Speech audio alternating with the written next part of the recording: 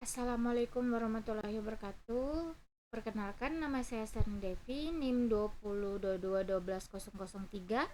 Di sini saya akan mempresentasikan tentang bab yang pertama, yaitu pendahuluan. Yang A, pengertian metodologi penelitian. Metodologi berasal dari bahasa Yunani methodos yang berarti cara atau jalan, logos berarti pengetahuan.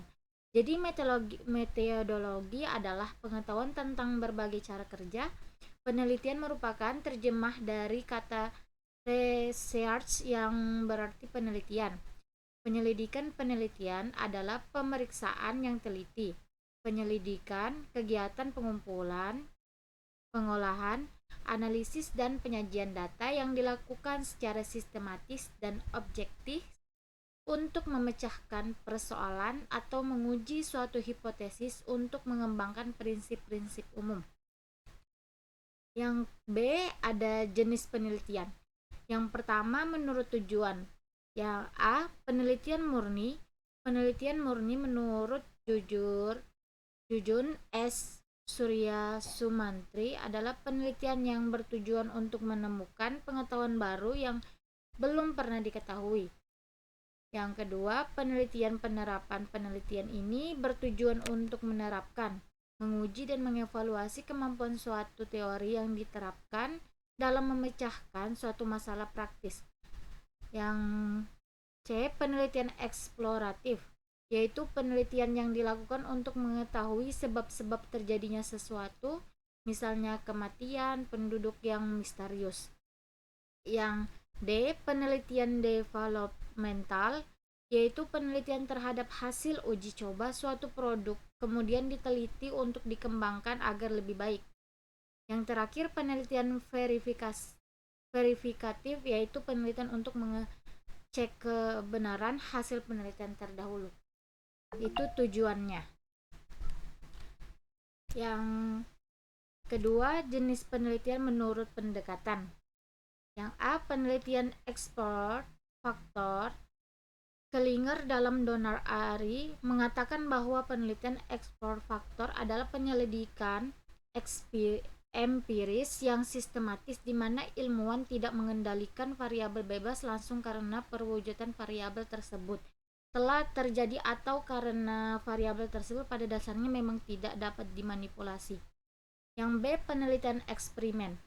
Penelitian eksperimen adalah penelitian yang berusaha mencari pengaruh variabel tertentu terhadap variabel yang lain dalam kondisi yang terkontrol secara ketat.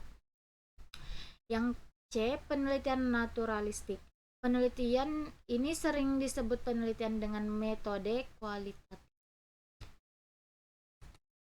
Yang ketiga, penelitian menurut tingkat ekspansif. Yang pertama, penelitian asosiatif, yaitu penelitian yang mencari hubungan antara satu variabel dengan variabel lain. Yang kedua, penelitian deskriptif, yaitu penelitian yang dilakukan terhadap variabel mandiri tanpa membuat perbandingan atau menghubungkan dengan variabel yang lain. Jadi variabel yang diteliti bersifat mandiri.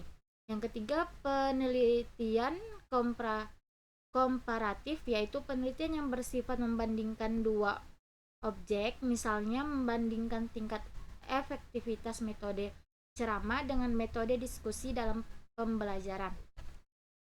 Yang keempat itu ada penelitian menurut jenis data. Jenis penelitian dilihat dari jenis data yang akan diperoleh dibagi ke dalam dua jenis. Yang pertama, penelitian kuantitatif, yaitu penelitian yang mengumpulkan data berupa angka atau data kualitatif yang diangkakan. Misalnya terdapat dalam skala pengukuran. Yang kedua, penelitian kualitatif, yaitu penelitian yang data-datanya berupa kata-kata, kalimat, artinya datanya tidak berbentuk angka. Sekarang yang C, syarat-syarat penelitian. Yang pertama, ada bagi seorang peneliti, ia harus mempunyai kemampuan meneliti, kemauan yang kuat untuk meneliti, dan kesanggupan melakukan penelitian. Yang kedua, terdapat permasalahan yang akan diteliti. Tidak mungkin seseorang akan melakukan penelitian tanpa ada masalah yang akan diteliti. Yang ketiga, ada perencanaan yang baik, sejak dari konsep sampai pelaporan hasil peneliti. Yang terakhir, harus ada izin atau persetujuan dari pihak-pihak terkait, misalnya perguruan tinggi, pimpinan proyek, lokasi penelitian, pemerintah, dan sebagainya. Yang D itu ada ciri-ciri penelitian ilmiah. Di antaranya itu yang pertama mempunyai purposiveness. Setiap penelitian ilmiah mempunyai tujuan baik untuk menemukan jawaban suatu masalah yang berguna untuk mengembangkan ilmu maupun untuk pembuatan keputusan. Yang kedua, sistematis atau sistematik, yang berarti bahwa penelitian ilmiah tersusun berdasarkan cara tertentu sehingga penelitian dapat mempunyai keyakinan atas hasil penelitiannya. Yang ketiga, empiris atau empirical, yang berarti bahwa pendapat atau keyakinan subjektif harus diperiksa dengan menghadapkannya pada realitas objektif atau melakukan telah dan uji empiris. Yang ada kompetensi penelitian kualitatif. Penelitian yang mengambil jenis penelitian kualitatif harus memiliki sejumlah kompetensi yang diperlukan agar hasil penelitiannya berkualitas dan dapat digunakan untuk keperluan pengembangan ilmu pengetahuan dan atau untuk pengembangan di bidang lainnya sesuai dengan masalah yang diteliti. Kemampuan atau kompetensi tersebut adalah sebagai berikut. Ada 3, yaitu yang pertama memiliki wawasan yang luas dan mendalam tentang bidang pendidikan yang akan diteliti. Yang kedua, mempunyai kemampuan menciptakan raport atau mampu membangun hubungan yang akrab kepada setiap orang yang berada pada situasi sosial yang sedang diteliti.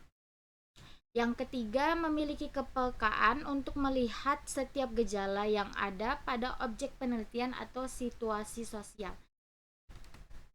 Yang ke F itu ada perbedaan penelitian kualitatif dengan penelitian kuantitatif.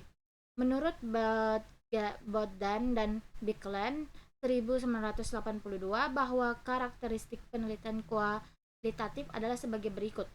Yang pertama, penelitian kualitatif dilaksanakan pada kondisi alami secara langsung kepada sumber data dan penelitian berposisi sebagai instrumen kunci.